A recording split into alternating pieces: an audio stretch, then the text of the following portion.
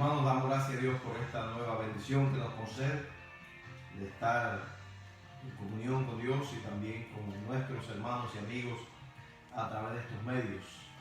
Es precioso poder estar en la unión, aunque a la distancia, pero sabemos que tenemos un Dios que nos une por medio de los lazos de su Santo Espíritu. Les saludamos, les deseamos un hermoso día. Deseamos que pueda sentir la paz de Dios en este día, ahí en su hogar, que pueda saborear la presencia de Dios en su vida. Alabamos el nombre del Señor por este día tan precioso que nos ha concedido y queremos que pueda recibir todo nuestro amor, reciba también nuestra amistad sincera, ¿verdad? Dios le bendiga ricamente. Estamos de nuevo en los aires proclamando la palabra de nuestro buen Dios. Recordamos siempre, si tiene algún motivo de oración, alguna pregunta, alguna consejería, puede llamarnos al número de teléfono 786-565-0168. 786-565-0168. Dios le bendiga ricamente, es nuestro deseo en este día. Vamos a orar. Padre bueno, te alabamos. Gracias por la nueva oportunidad que nos concedes de estar aquí delante de tu presencia. Lo hacemos con temor y temblor para exponer tu palabra, que es bendita por los siglos de los siglos, que es manantial de agua fresca para el alma sedienta. Y te rogamos, Señor, que de alguna manera nos hables a través de ella. Te rogamos, oh Padre Celestial, que podamos atesorar aquellas verdades que van a hacer bien a nuestras almas. Si tú puedes quitar lo que sobre, Señor, y añadir lo que pueda faltar. Te pedimos que tú traigas paz, traigas bendición a tu pueblo, traigas edificación y que tu Espíritu Santo que inspiró las Sagradas Escrituras también ahora le estés revelando a cada mente y a cada corazón de acuerdo a su necesidad. Ayúdanos a comprender los tiempos que estamos viviendo. Son tiempos difíciles, pero a la vez gloriosos, porque son los tiempos próximos a la venida de tu Hijo Jesucristo. Prepáranos, Señor, para ese gran día, que podamos desde hoy y ya estar listos para que cuando suene la trompeta podamos estar apercibidos para irnos con Él. Tu paz sea con tu pueblo en esta mañana y siempre. En el nombre de Cristo Jesús nuestro Señor lo estamos pidiendo. Amén. Amén. Quisiera que abrieran la palabra de Dios, hermanos, en el Evangelio de Mateo capítulo 25. Evangelio de Mateo capítulo 25 para leer los versos del 25 al 13. Es una porción muy conocida. En muchas Biblias trae como subtítulo Parábola de las 10 vírgenes. Y yo he querido titular esta meditación Preparado para entrar a las bodas. Quiero decirle que lo que vamos a hacer hoy, lo que vamos a predicar, no es un estudio exegético, es decir, no es que vamos a explicar lo que quiere decir este pasaje, que sabemos que tiene su explicación exacta, sino más bien queremos sacar verdades que podamos aplicar a nuestra vida y a la vida de la iglesia en este momento circunstancial que estamos viviendo. Así que de aquí se pueden sacar muchos mensajes y también podríamos hacer un estudio un día de exactamente lo que quiere decir este pasaje bíblico en cuanto a su contexto y en cuanto a su revelación. Pero hoy queremos sacar verdades que vengan bien a nuestra vida espiritual.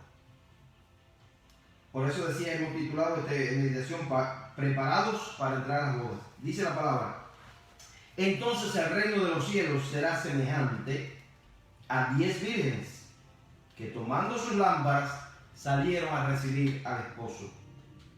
5 de ellas eran prudentes y 5 insensatas.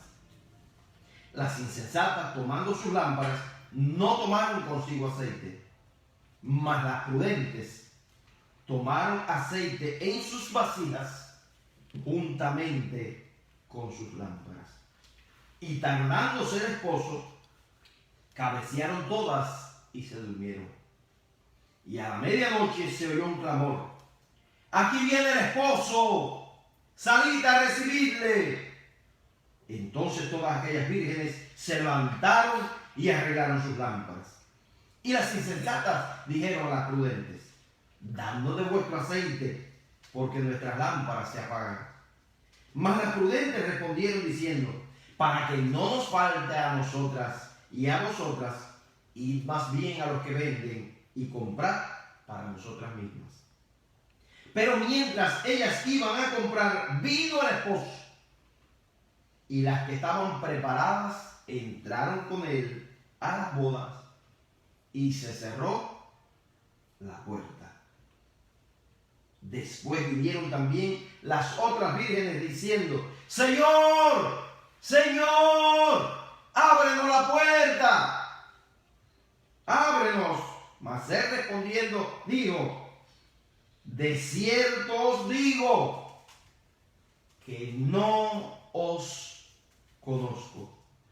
Velad pues, porque no sabéis el día ni la hora en que el Hijo del Hombre ha de venir. Amén. Velad pues, porque no sabéis el día ni la hora en que el Hijo del Hombre ha de venir. Esta es una gran verdad. A través de todos los tiempos, las personas que han querido dedicarse a las profecías y han puesto fechas, una y otra vez han errado. Y los que lo sigan poniendo hoy también están errados. Sí sabemos que el Señor nos da directrices, nos da señales para saber que está cerca. Pero el día exacto y la hora, todo el que ponga fecha pretende saber más que aún el Señor Jesucristo en su tiempo, cuando dijo que ni los ángeles del cielo ni el Hijo mismo sabía. Eso estaba en la voluntad y en el conocimiento del Padre Celestial. Lo único que podemos decir es que sí, en todos los tiempos, desde los tiempos de los apóstoles, Pablo y los demás apóstoles esperaban quizás en su tiempo la venida del Señor, porque en todas las épocas de la historia se han cumplido ciertas señales, ¿verdad? Ciertas señales, y una de ellas ha sido las tribulaciones. Los cristianos del primer siglo fue una de las generaciones más perseguidas. Pasaron momentos difíciles y quizás por ello esperaban que el Señor viniera en ese tiempo. Y a través de todas las generaciones la iglesia ha tenido que atravesar momentos duros. Cuando se habla de persecución, muchos han dicho: bueno, la iglesia no va a ser perseguida. Bueno, la iglesia está siendo perseguida. Desde el siglo pasado, siglo XX hasta acá, han muerto mucho más cristianos que a través de todas las épocas pasadas de la historia. Y dígale eso a muchos hermanos que en países musulmanes y en la China están siendo perseguidos y a muchos les cuesta la vida. Hay personas que han sido muertos por sus propios padres cuando han confesado a Cristo como el Señor de sus vidas. Cuando han aceptado al Cristo, al Dios de los cristianos, muchos hijos de musulmanes han sido muertos por sus propios padres. Han sido rechazados por la familia, han sido expulsados de los hogares y a muchos le han cortado la cabeza. Así que en todos los tiempos, y en este mismo tiempo, en este siglo XXI que estamos viviendo, en muchas partes del mundo, los cristianos están siendo perseguidos. No solamente perseguidos para ser muertos, pero hay muchas formas de persecución. Mucha oposición, muchos templos que se destruyen. Hay oposición. Y por eso, hermanos, cuando vemos las señales de hoy,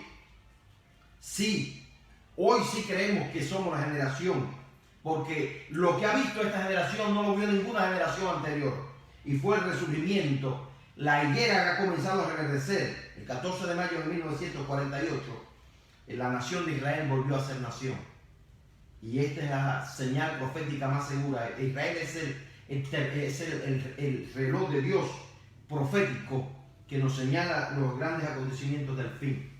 Y ya Israel cumplió 70 años de haberse constituido como nación. Quiere decir que ya estamos en el cumplimiento de una generación, En el Salmo 90 ahí dice que la edad del hombre son 70 años y en lo más robusto es 80, con todo de molestia y trabajo. Quiere decir que ya la generación esta cumplió los 70 años y los 10 que restan hasta los 80 es una generación donde habrá molestia y trabajo.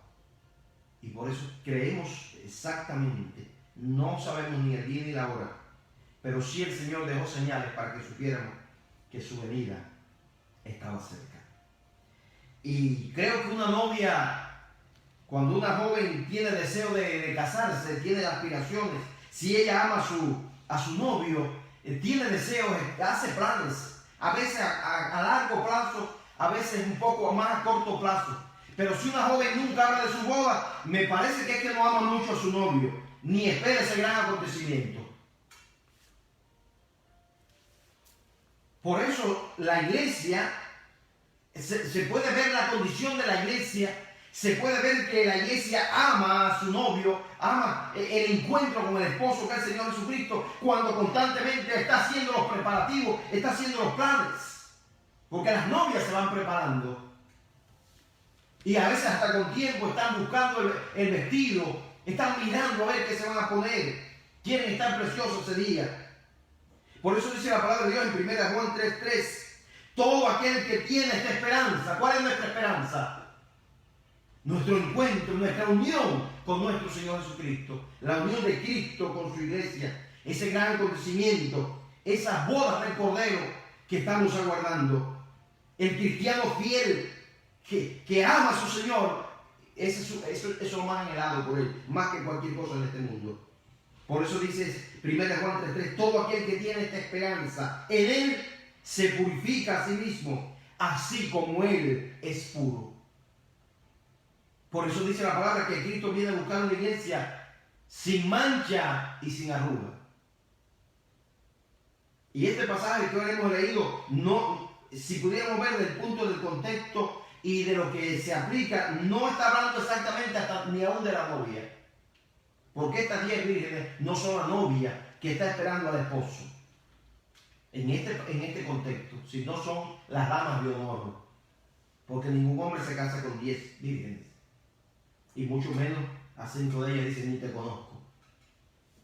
Pero sí queremos aplicarlo en cierta manera a la preparación que debe tener, ¿verdad? Ellas también, al igual que la novia, debían estar preparadas porque serían las damas de honor. Y entonces pudiéramos en esta mañana comparar a estas vírgenes también con la condición general de la iglesia. Aquí habla de 5 vírgenes sabias o prudentes y 5 insensatas. Yo no sé cuál será la proporción en la iglesia de las personas que se irán con el Señor y las que no. Hay varios pasajes bíblicos que aparentaran dar una proporción de 50-50. 2 estarán muriendo en un molino, una será tomada, otra será dejada, mitad y mitad. 2 estarán en una cama, uno será tomado, el otro será dejado.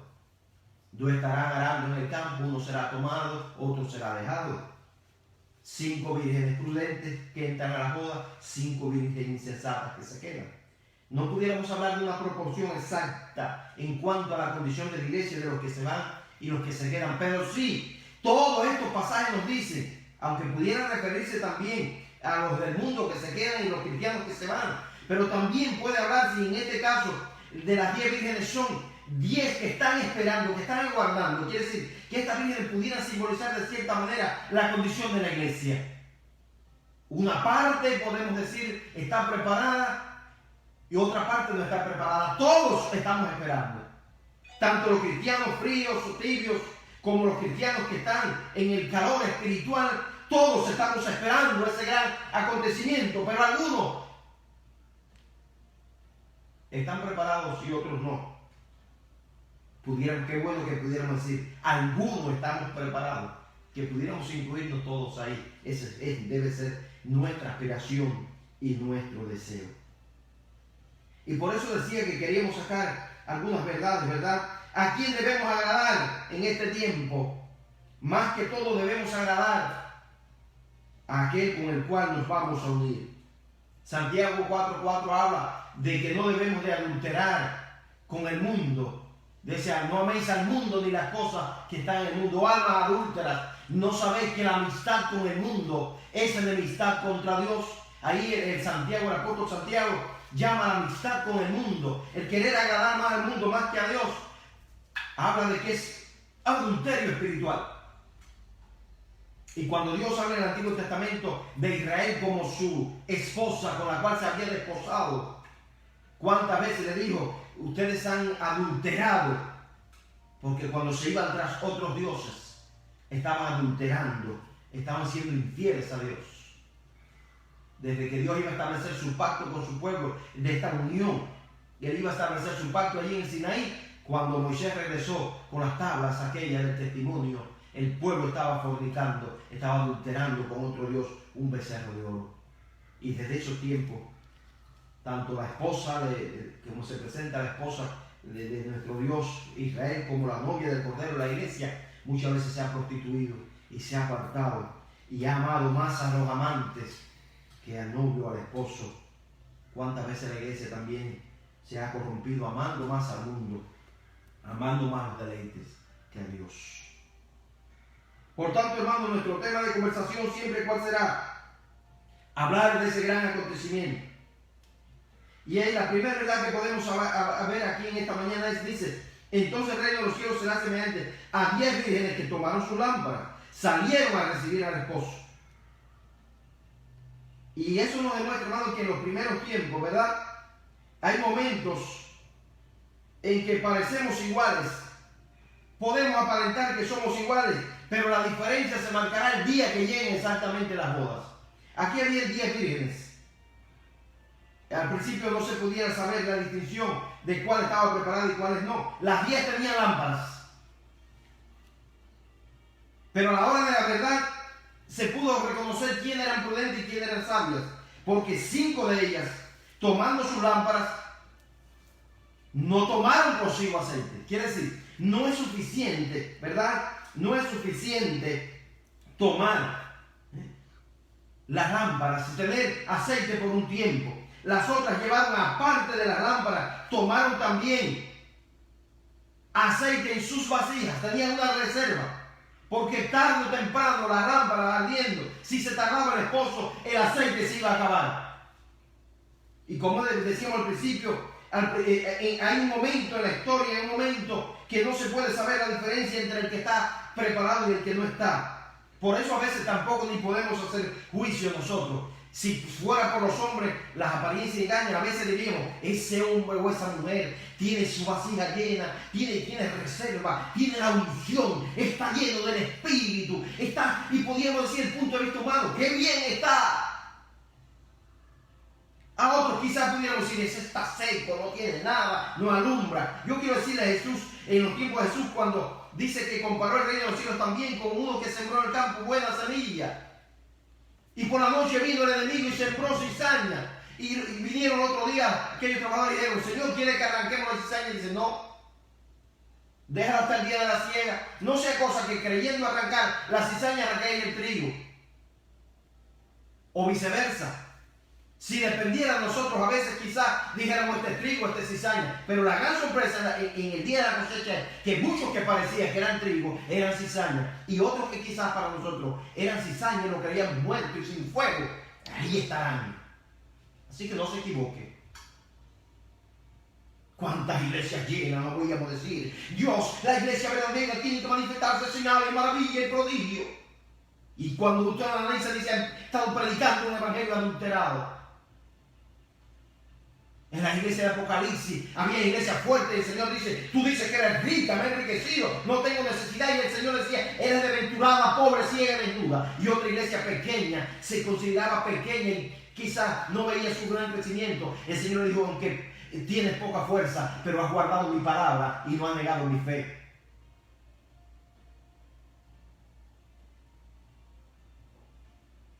El que sabe, conoce los espíritus. Y por eso la condición de la iglesia no podemos evaluarla ni por denominaciones, ni aún por iglesia, ni si mi iglesia es así o asado. Es tu persona. Cuando predicamos, estamos viviendo el tiempo tan tremendo. Usted ve las predicaciones y hay algunos que llegan a decir, esa iglesia está muerta, está seca. Nosotros sí. Quizás el que más se va a poner, el que peor está. delante de la presencia de Dios. Porque el Evangelio y la relación con Dios es personal. No se puede en su iglesia. El día de la boda se va a saber quién es y quién no es. Y no vamos a entrar por denominaciones. Vamos a entrar uno a uno. Y cada cual tendrá que dar cuenta a Dios de sí. A veces también estamos tanto mirando al hermano que nos descuidamos nosotros mismos. El Señor dijo, no seas hipócrita. Estás siempre en la mano, siempre mirando la paja que está en el ojo de tu hermano y no mira la viga que está en el tuyo. No hay tiempo para estar mirando a los demás.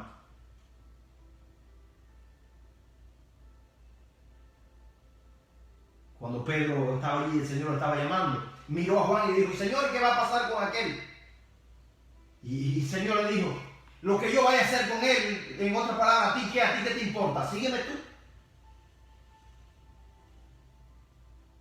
Y hay personas que estamos en tiempo que estoy en las predicaciones y es criticando al otro. No tenemos, hermanos, vergüenza para estar criticando a ninguna iglesia, a ninguna denominación, a ningún predicador, a nadie. Cuando tú tendrás que dar cuenta a Dios de ti mismo. Mírate a ti mismo.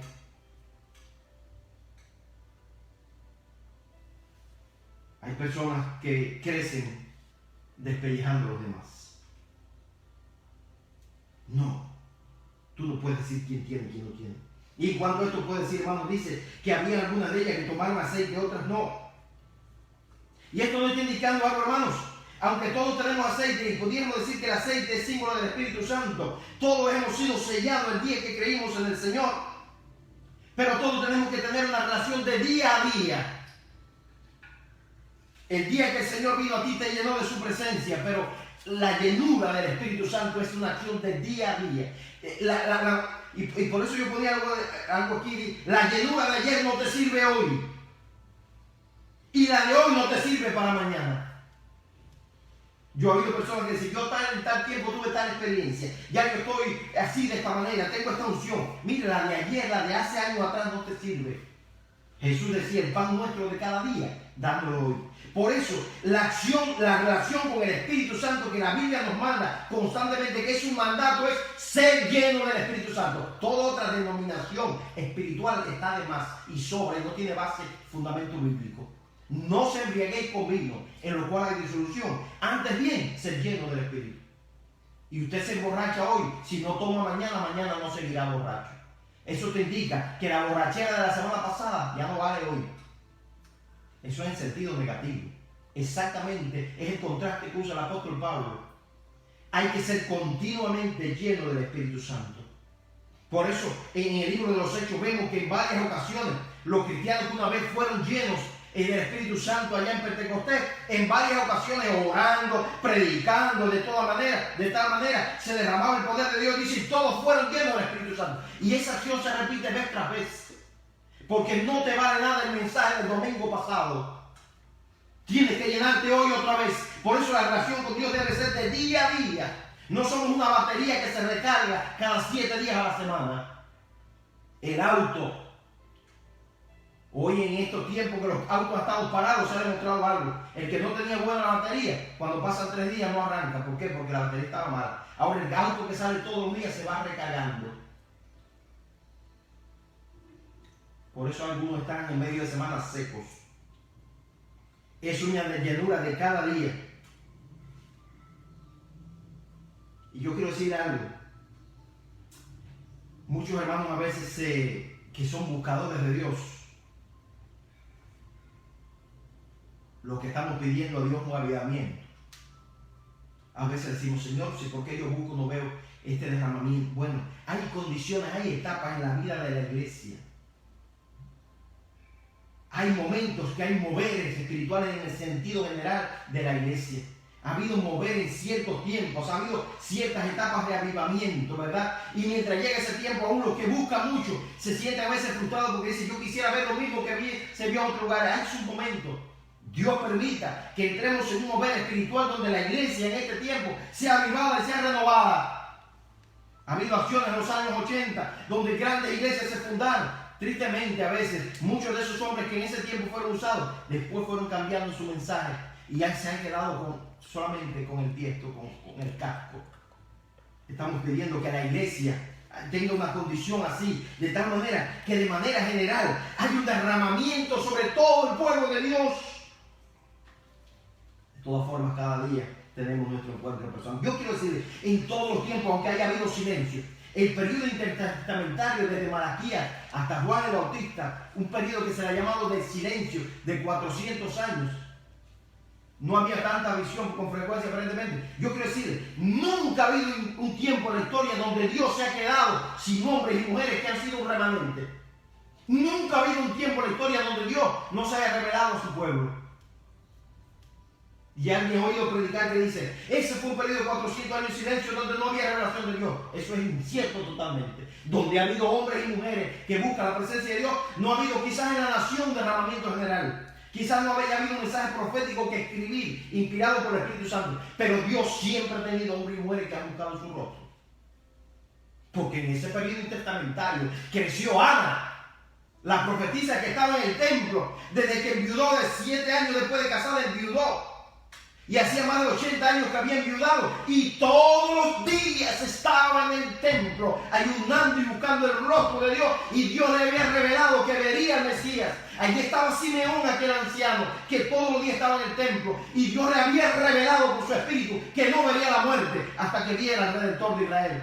Y por eso el día que lo presentó dijo, ahora tu siervo puede morir en paz. Y ese solamente era la representación de hombres y mujeres. Es decir, que en todo este tiempo hubo hombres, los que estaban en el secreto, como hoy también. Dios levantará hombres y mujeres que estaban en los secretos, que no eran conocidos por ser pastores de grandes iglesias, ni por estar frente a un ministerio, pero en sus hogares han sido hombres y mujeres de Dios, al cual Dios se le está revelando. Están en comunión con Dios, buscando la presencia de Dios, y Dios se les revela su vida. Quizás si hablan en algún lugar ahora y nadie lo escuche porque son desconocidos.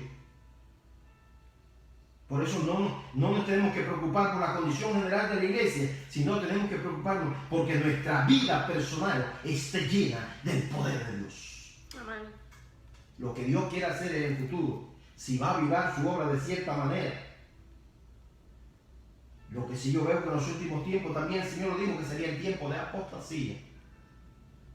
Que muchos apostatarían de la fe, quiere decir que muchos negarían su fe, se enfriarían, porque no tendrían el fuego del Espíritu Santo en sus vidas. Por eso decía, parecemos iguales hasta que llegue el momento de la prueba. Este es el momento en que Dios ha sacado a todo el mundo. No nos vamos a escudar en la alabanza y la adoración en los templos. Nos ha tirado a las casas. Aquí en todo este tiempo que usted ha sabido quién usted es. Que su relación personal con Dios. Son tiempos, ¿verdad? Tremendos. Pero son tiempos también de victoria. Hay algo que también quería recalcar. Dice, tardándose el esposo. Cabecearon todas y se durmieron. Hay algo que yo apuntaba. Y por eso ponía, la tardanza aparenta que el esposo se está tardando. Quienes piensan es una aparente tardanza. Y esta tardanza aparente conduce a qué? No a perdición. Si el Señor ya hubiese venido, como algunos piensan, ¿por qué se tarda? Están diciendo hace tanto tiempo que viene el Señor. Si el Señor hubiese venido, muchos se hubiesen quedado, aún de la iglesia. Estos tiempos que estamos viviendo han sido tiempos que Dios está preparando, ¿verdad?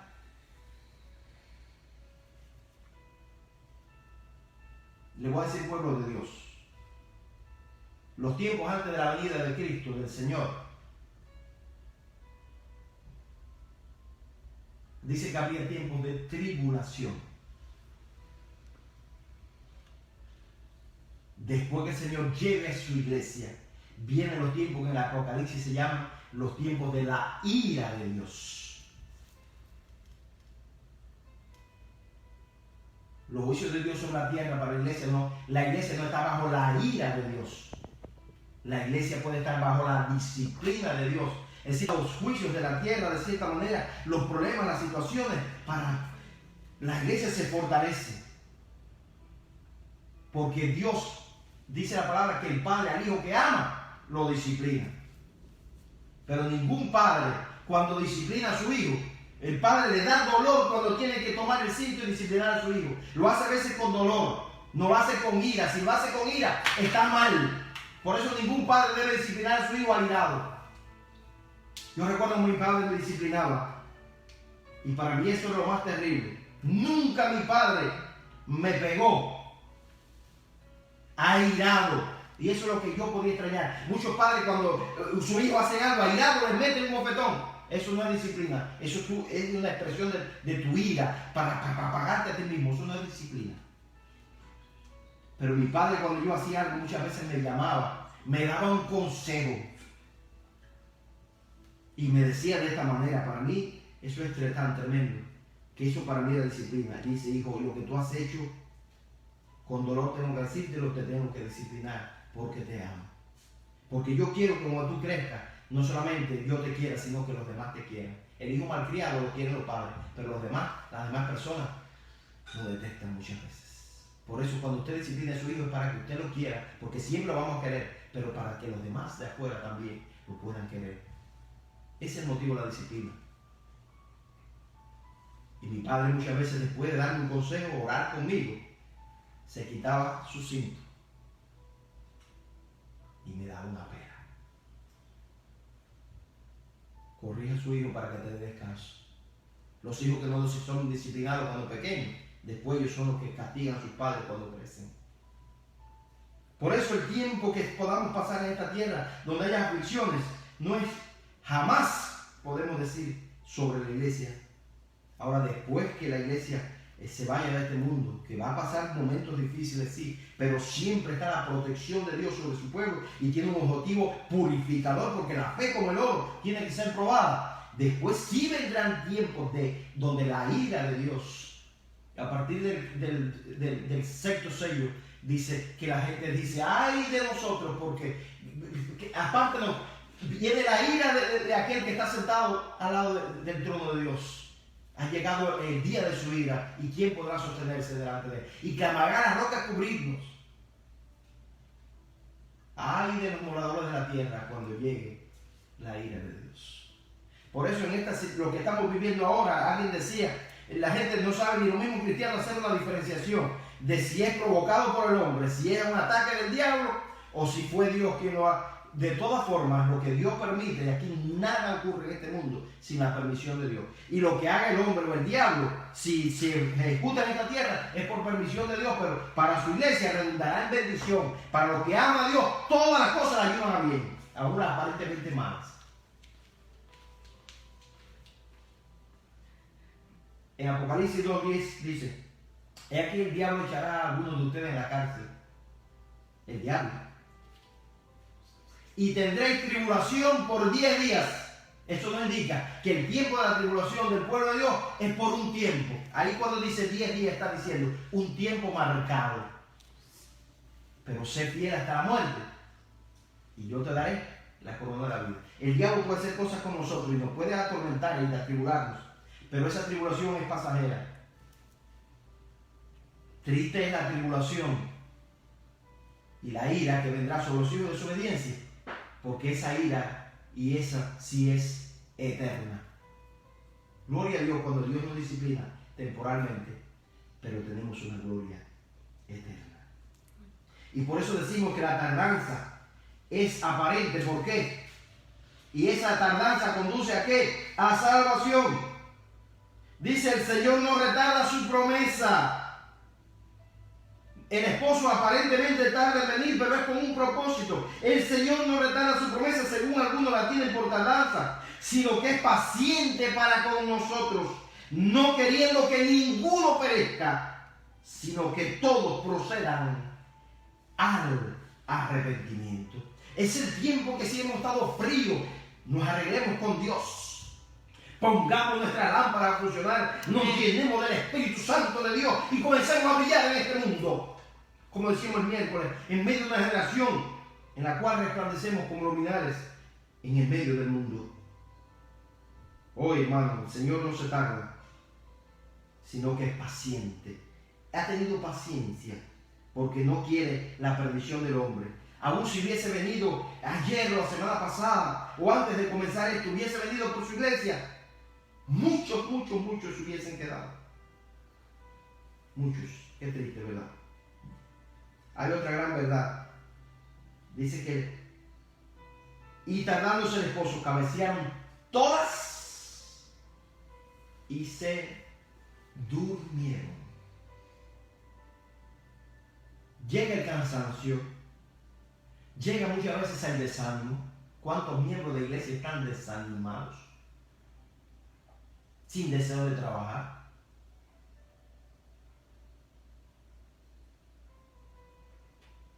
No hay ánimos. No se trabaja. Mire que yo oigo cuántas veces he oído en reuniones pastorales. He oído esta frase: muchos están deseosos de colgar el sable o tirar la toalla.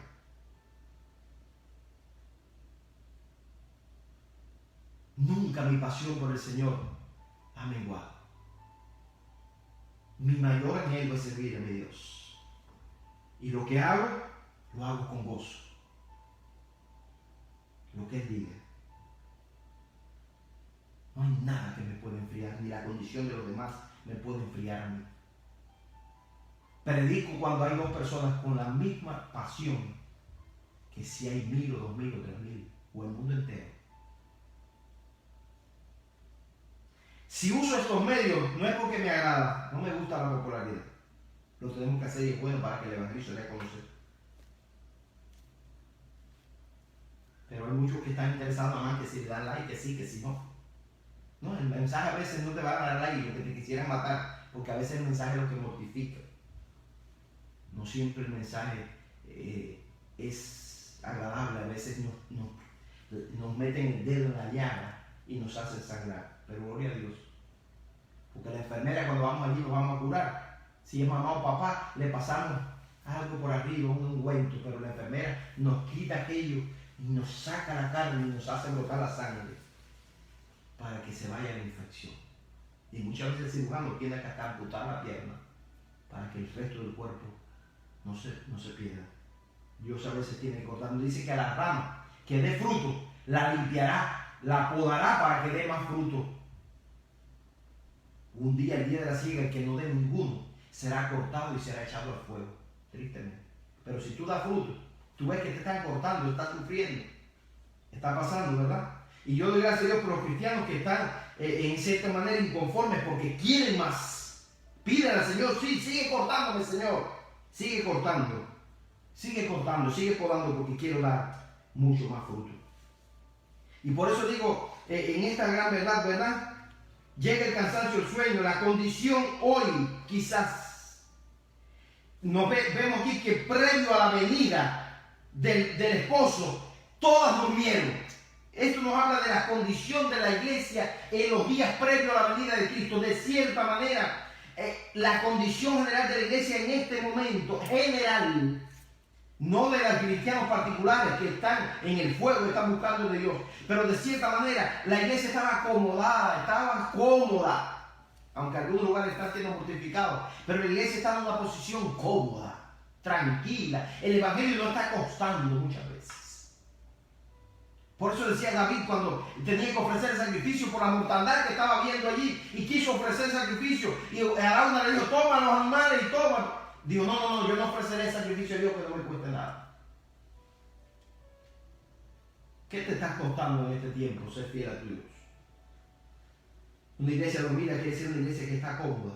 Esa es la condición que pinta el Señor. A la medianoche, ¿verdad? Estaban todas dos como dormidas. Y la condición aquí es que el esposo llega en la noche. ¿Qué quiere decir? Cuando es la hora del sueño. Una iglesia que no está vigilando. Claro, llegan los momentos de la vida donde a veces, y es lo que dice, todos estamos dormidos, pero el que está preparado solamente le hace falta un toque. Estamos en el tiempo del toque, nos están tocando. El cristiano que está preparado, aunque haya quizás un momento adormecido, se está levantando y se está preparando. Tiene todo, la vasija lista, está lleno del poder de Dios. Y yo podría decir algunas cosas. Estamos en medio de una iglesia dormida que está en medio de una generación dormida también. La generación que nos ha tocado es una generación dormida. Decía Albert Einstein, ese gran hombre de ciencia, dice: temía por el tiempo donde la tecnología avanzara tanto que llegáramos a tener una generación de idiotas. Decía Albert Einstein, previendo el futuro, un científico, pero decía que temía el tiempo donde la tecnología avanzara tanto. Quiere decir que el hombre puede tener la tecnología como un siervo, o la tecnología puede ser su señora. ¿Quién te controla a ti? ¿Tú controlas el celular o el celular te controla a ti? ¿Tú controlas el internet o el internet te controla a ti? ¿Tú controlas el dinero o el dinero te controla a ti? Llegó el tiempo donde los niños ya son idiotas. A veces sí. Por eso hay muchos niños que parecen bobos, porque no interactúan, juegan solo, todo es virtual. Desde que nacen están viendo y el cerebro no procesa pensamientos abstractos, y entonces no se desarrolla el hemisferio del cerebro que tiene que procesar pensamientos abstractos. Todos son imágenes que a veces no pueden procesar y descodificar, entonces se atrofia su cerebro. Más que las ondas de estos aparatos a veces afectan. Las ondas que emiten afectan el cerebro. Y los padres lo saben y siguen igual. Los que producen todos estos aparatos no dejan a sus niños jugar con ellos hasta los 5 años. Y realmente vivimos en una generación de idiotas, donde hay personas que son capaces de inyectarse desinfectantes cuando lo dicen por televisión. Son locos. Aceptan retos que hasta los matan. Nylon en la cara, a ver hasta qué tiempo, y algunos se han asfixiado. Otros que caminan al lado de un auto en movimiento. Oíamos en internet hace un tiempo un loco que se le ocurre decir por las redes sociales: tengo deseo de comerme a un hombre, y aparece un tarado que se ofrece y se lo come. Eso se ha visto, hermanos. No es mentira, es la realidad. Y en medio de todo eso, una iglesia dormida también, donde como estás dormido, estás como en un sueño, vienen, ¿verdad? Y se aprovechan de ti. Y te dan un mensaje subliminal: ¿tienes billetera? No. Bueno, pero aunque sea, tienes algún anillo y una cadena. Y allí despluman a veces al pueblo hasta las llaves de tu auto. Y la gente está como boba, para saber que estamos en una generación a veces de idiotas. Y así mismo, de gente dormida. Lo podemos ver, yo lo veo, porque yo cuando miro los mensajes cada mensaje que parecen de locos, personas que no saben nada de la Escritura, aún algunos llamados profetas que no saben nada. Cuando tú comparas la palabra y vas contra la palabra, y sin embargo, todos los comentarios que usted ve, así que buen mensaje. Yo digo, Dios mío, un pueblo engañado. La característica de aquellos tiempos, digo el Señor, es: había falsos profetas, falsos cristos. La gente oye cualquier cosa, y cuando tú ves los comentarios dices: están locos. Yo quiero decirle algo.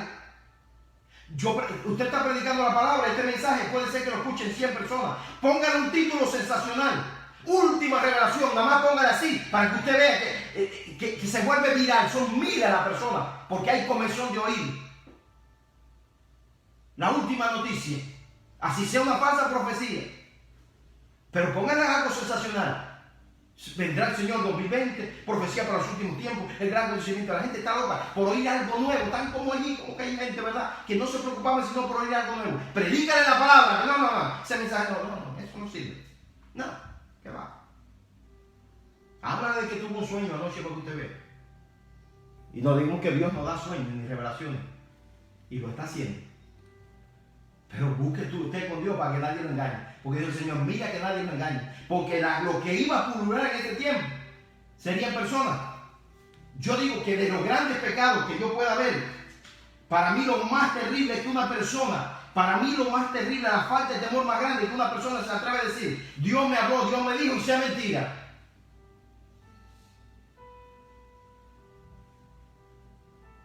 Por eso, esos ministerios solo, hay personas que se presentan como pastores, como evangelistas, y son solitos, no tienen a nadie.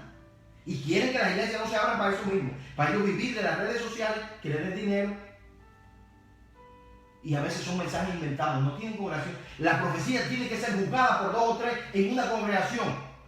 Y a esta que apuntarla. Y deben juzgar 2 o 3 para ver. A veces una persona no hay quien lo haya juzgado porque no tiene nadie por encima. Ministerios locos.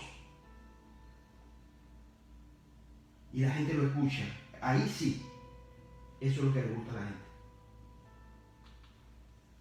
Y les voy a decir, hermanos, esta iglesia dormida Hay hombres que sí se pueden escuchar, ¿verdad? Son probados.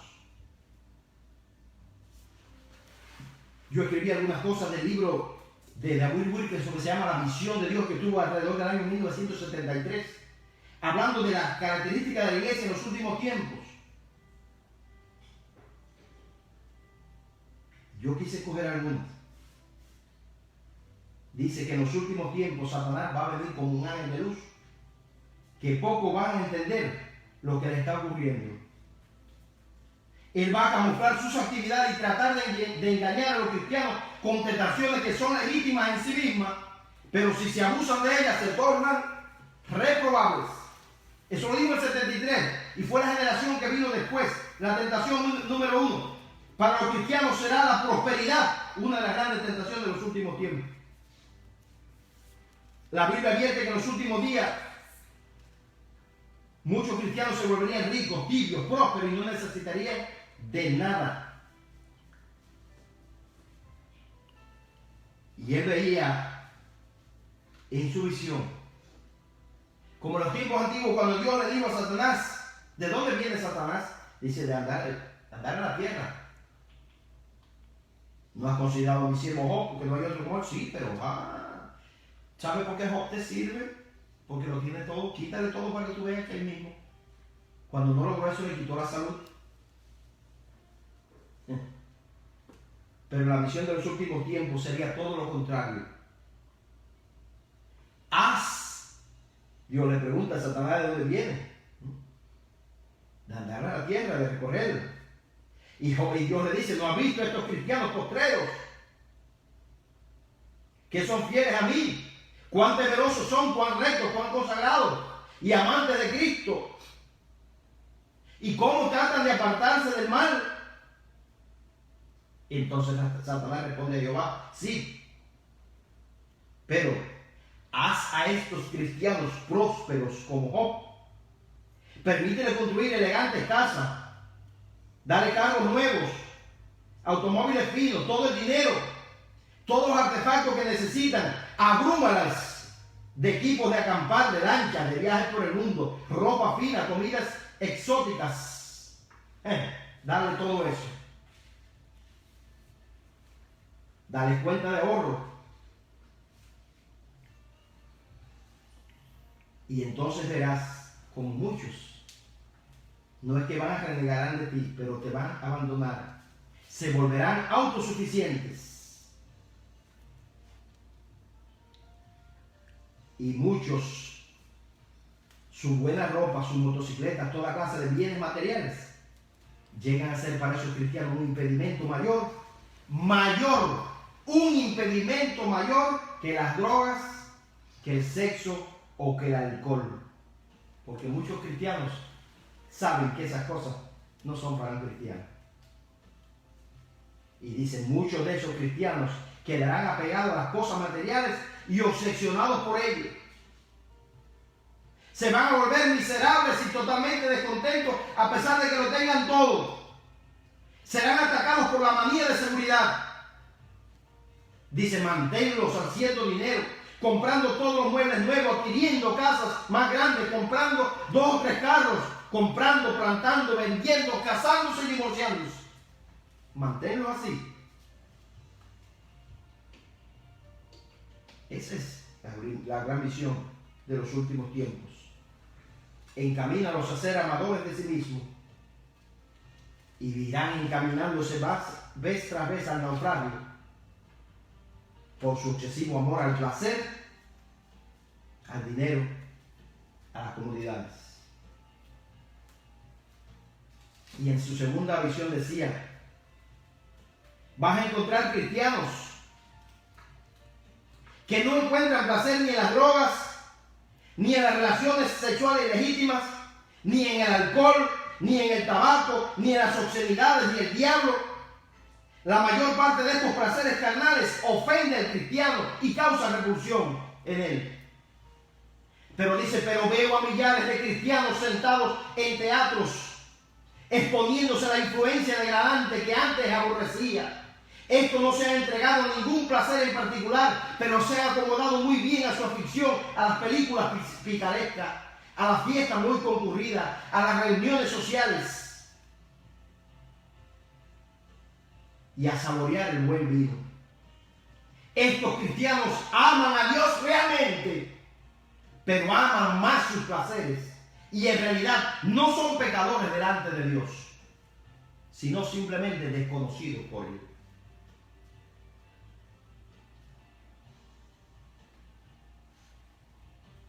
Han procurado vivir una vida cristiana liberada y han cambiado drásticamente sin saber que se han convertido tristemente de cristianos apercibidos a cristianos desprevenidos. Dice también, se han vuelto unos callejeros socializados que se paran poco en la casa y que ya no pueden encontrar una hora para hablar con Dios en una pieza secreta de oración. Yo veo el pecado del futuro como el mal empleo del tiempo libre. Y decía el hermano Wilkerson, esto no tiene que ver nada. No tiene que ver nada con una oportunidad de pasear unas vacaciones y un fin de semana. No es tiempo que se emplee en un viaje turístico para Europa o por Tierra Santa. No es una excursión de caza o de pesca. No son las horas pasadas cabalgando o en un bote en el mar o sobre patines acuáticos, ni paseándose en bote o a caballo, patinando en el hielo u otras cosas parecidas que son tiempos lícitos y buenos en sí mismos. Decía él, me estoy refiriendo a todo el tiempo que se pierde, el tiempo que tiene uno para sí mismo, para escoger qué va a hacer con él. Tiempo que pudiera ser empleado para leer la palabra de Dios, el tiempo que pudiese pasarse en cuarto hablando con el Padre Celestial. Dice, veo a Satanás venir de nuevo a acusar al cristiano de los últimos tiempos. Mira el cristiano de estos últimos tiempos, enviciado con la televisión. Mira horas y horas dedicados para novelas en series televisivas, comedias, deportes. Se sabe todo, es fanático a muchos equipos de deporte, pero no tiene ni un tiempo para estar a solas con Dios. Este cristiano desconecta a Dios con un computador o control remoto. Va de casa, de pesca, de viaje, juega al fútbol, al tenis, al baloncesto, va al cine y a fiesta y se ha vuelto callejero, pero no tiene tiempo para leer su Biblia o orar. ¿No es este el cristiano de los últimos tiempos que se supone que ande por la fe? ¿No es este cuya fe vencerá el mundo?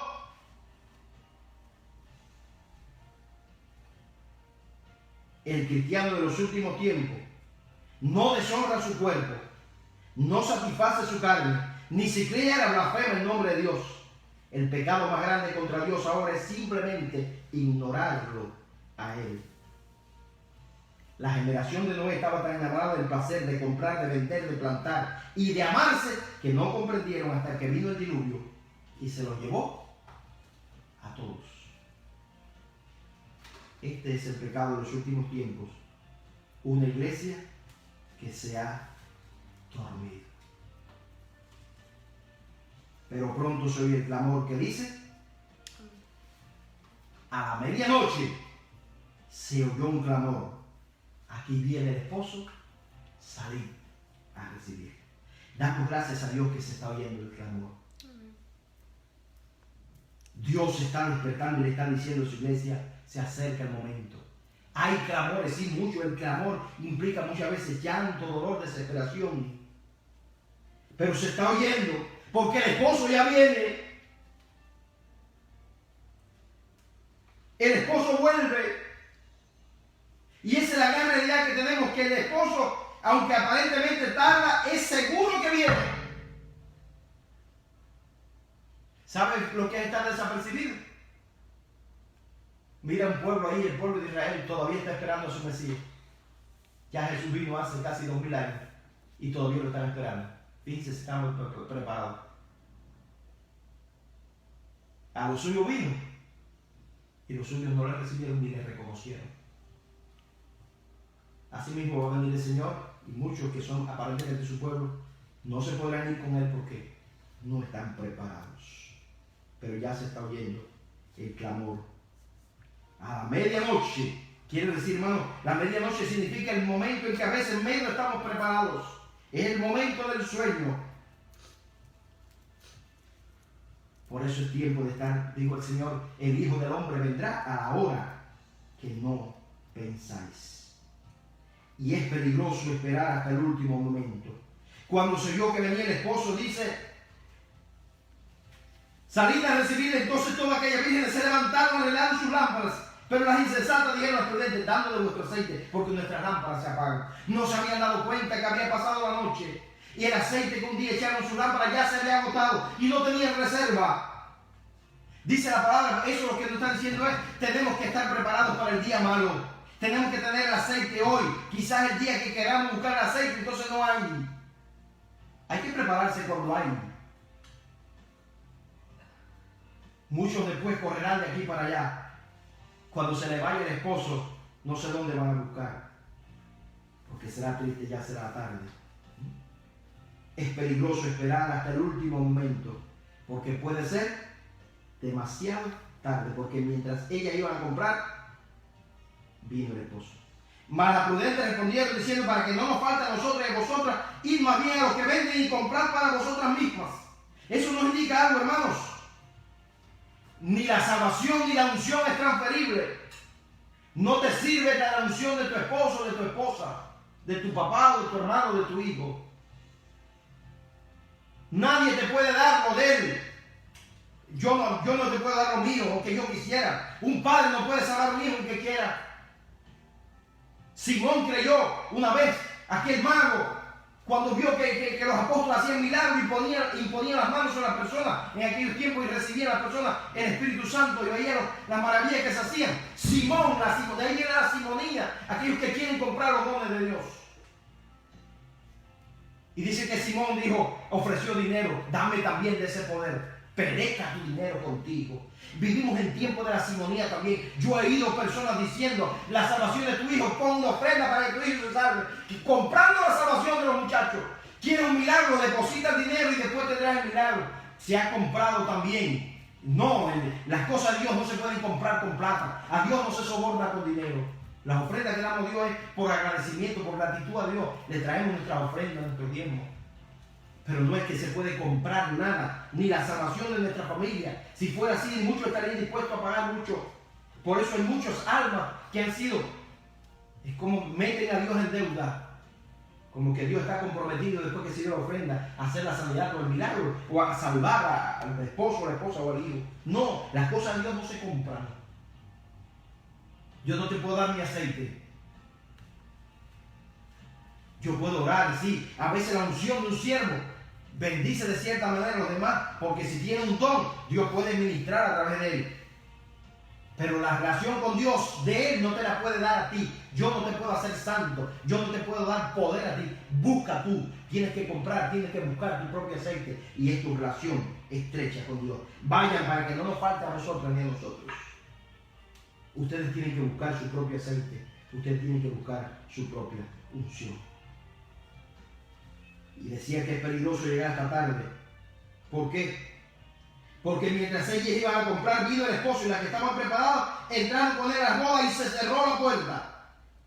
Y yo quiero decirle, esto nos indica: llegará el momento. Hoy la puerta está abierta. Amigo que estás escuchando, hoy la puerta está abierta. Hoy estamos invitados a la cena, a la boda del Cordero, a ser partícipes, a ser la novia que viene al encuentro de su Señor. Pero si te esperas mucho tiempo, cuando quieras entrar o cuando quieras formar parte del cortejo nupcial, para ti será demasiado tarde. Hoy la puerta está abierta. En los días de Noé, ¿qué tiempo estuvo allí el arca? Cuando comenzó a llover, Dios mismo cerró la puerta. Aquí el esposo cerró la puerta. Y cuando vinieron, que ya las puertas estaban cerradas, dijeron: Señor, Señor, ábrenos. Mas él respondiendo dijo: de cierto digo que no os conozco. Dice también, qué triste, Señor, hermanos, en el último día, cuando llegue el momento, dice: no todo el que me dice Señor, dice en Mateo 7, 21 al 23, no todo el que me dice Señor, Señor, entrará en el reino de los cielos. No todos los que son miembros de la iglesia, simplemente por el ser miembro o por haber dicho acepto a Cristo como Salvador, eso no hay. Ese es el primer paso. Pero después que vivir una vida de santidad y en la voluntad de Dios, no todo el que me dice Señor, Señor, entrará en el reino de los cielos, sino el que hace la voluntad de mi Padre que está en los cielos. Y esto lo dijo Jesús, no es de otra. Él, el juez de la tierra está diciendo eso. Que va a pasar, no es un caso hipotético. Dice que va a ser así. Dice el Señor que muchos me dirán en aquel día: Señor, Señor, no profetizamos en tu nombre, en tu nombre echaron fuera demonios, en tu nombre hicimos muchos milagros. No fueron cristianos cualquiera, como algunos dicen, cristianos de banco, que no hacían nada. Y si eso pasaba con aquellos que hacían cosas en el nombre del Señor, imagínense aquellos que no han hecho nada todavía. Ni tan siquiera sanan enfermos, ni echan fuera demonios, ni hacen nada. Pero no hacen nada. Si esto que hacían, pero no hacían la voluntad de Dios. Sí, hacían cosas en el nombre del Señor, pero no hacían la voluntad del Padre. Y dice que el Señor le declarará: nunca os conocí, apartaos de mí, hacedores de maldad. ¿Qué sorpresa? Eso es lo más terrible. Decía el apóstol Pablo: qué cosa más grande que después de yo habiendo sido heraldo de muchos, tengo que cuidarme. Yo mismo venga a ser eliminado. Habrá muchas personas que por su testimonio y su predicación se han salvado cientos de miles de personas. Qué sorpresa para una de esas personas que quizás hasta su propio pastor sea el que le digan eso y diga: pero si él era el pastor de mi iglesia, yo me salvé, yo me convertí con él. Y el Señor le dirá: sí, tú te convertiste porque mi palabra, yo he prometido que no volverá a mí vacía, pero a él nunca lo conocí. Fue un hacedor de maldad. Ese va a ser el día de la sorpresa. Iglesia de Dios, estamos en el tiempo de arreglarlo. Hoy es el tiempo. Llegará el tiempo que ya no podremos. El día de las bodas se va a identificar quién está preparado y quién no. Hoy es el día aceptable. Hoy es el día de salvación.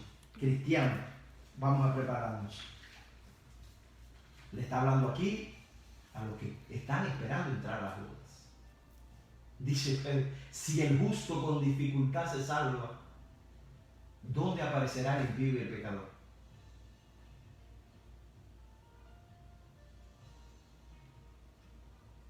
Hay una doctrina muy buena por ahí. No, tú estás cerca del Señor, eso es para toda la vida. Tú no eres salvo por obra. No somos salvos por obras, pero todo el que obra, el que es salvo, obra. Y la fe sin obras es muerta. No basta solamente con creer. Hay que hacer la voluntad del Padre que está en los cielos. Y amigo, tú que estás escuchando también,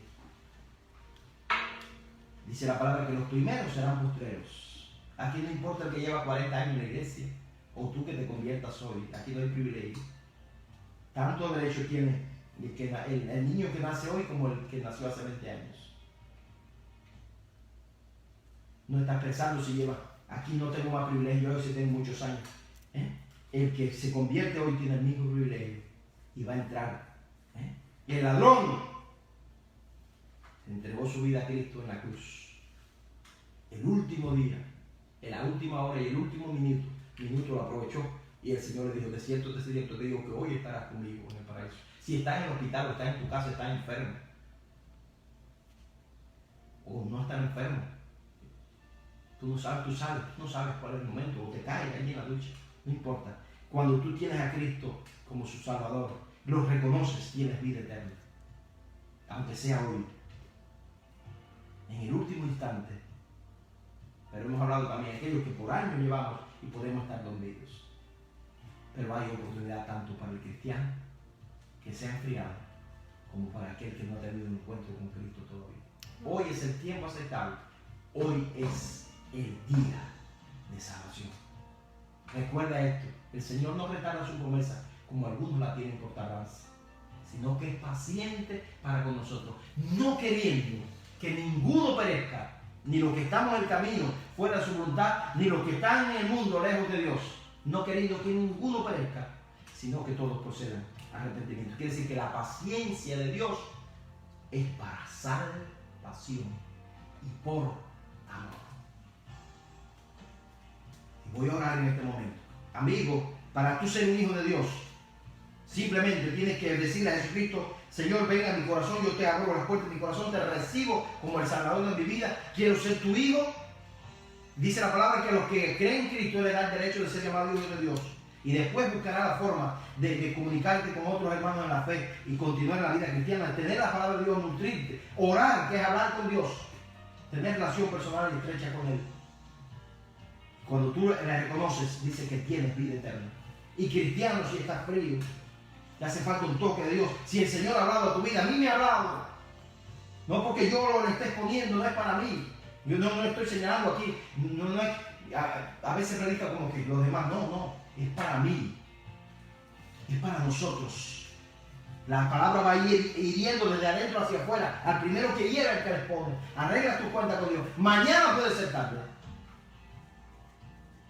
Por eso vamos a estar orando en este momento. Para los que quieren tener a Cristo como Salvador y para los que quieran arreglar sus cuentas con el Señor. Padre de amor y Dios de misericordia, te alabamos. Gracias por la oportunidad que nos has dado de estar delante de tu presencia. Hemos expuesto tu palabra que nos insta, Señor, a reconocer que estamos en los últimos tiempos, que ya se acercan las bodas del Cordero, y que hoy la puerta está abierta, pero que pronto se ha de cerrar. La oportunidad se está acabando. Has tardado, Señor, porque quieres que muchos procedan al arrepentimiento. Estoy pidiendo, Señor, ahora por los hogares de cada hijo tuyo y de cada hermano de la iglesia. Padres, abuelos, tíos, que están preocupados también por sus seres queridos, que no andan por los caminos tuyos, o algunos que se han apartado. Oh Señor, dale unción fresca a cada uno de tus hijos, para presentar palabras poderosas a aquellos seres que amamos y que sabemos que no están preparados para el encuentro contigo. Derrama salvación en este tiempo, aviva tu obra en medio de los tiempos, aviva a cada cristiano en particular, que cada hogar ahora sea una iglesia, que podamos llamar a nuestros hogares a sentarse y escuchar tu palabra. Señor, aviva tu obra, Señor, derrama aceite de la unción. Estamos en un tiempo, Señor, donde nuestras vasijas pueden estar llenas, pero queremos un tiempo de avivamiento donde la vasija se bote, se rebose. Como decía el Salmo, mi copa está rebosando. Eso es avivamiento, cuando nos botamos y tenemos para nosotros, pero ya ahí, cuando hay avivamiento y nos desbordamos, tenemos para darle a los demás, no para que vayan a comprar. Cuando estamos rebosando, sí, para dar, pero también que mi bendición fluya hacia los que están, que cuando alguien pase a mi lado pueda sentir que estoy lleno y sienta la frescura de tu presencia. Haz cristianos así poderosos, hazme a mí así, Señor, lléname de tu presencia. Y te pido ahora por aquellos que no tienen todavía la experiencia de la salvación, que ellos puedan ahora arreglar las cuentas contigo, Señor. Escucha sus oraciones que están diciendo: Señor Jesús, ven a mi vida, ven a mi corazón. Te reconozco como tal, me arrepiento de mis pecados y te confieso como el Señor de mi vida. A esos que están diciendo esa oración en este momento, Señor, anota sus nombres en el libro de la vida y hazles parte de tu reino. Todo esto lo estoy pidiendo en el nombre de Cristo Jesús, nuestro Señor.